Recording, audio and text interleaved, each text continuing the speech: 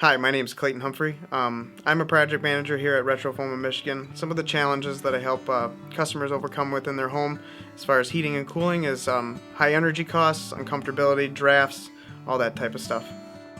I was raised in Montrose, but I currently live in Lansing, Michigan right now. My family's pretty small. It just consists of me, my dog, my grandparents. Some of my hobbies consist of just lifting weights, staying healthy, and going on hikes.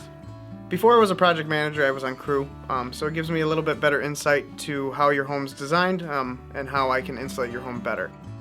At a typical estimate, so I will come into your home, inspect your problem areas as far as your attic, your walls, your crawl space, see where your issue's coming from, and then give you my best recommendation on how to fix that, just to save you that extra dollar and to get your project going.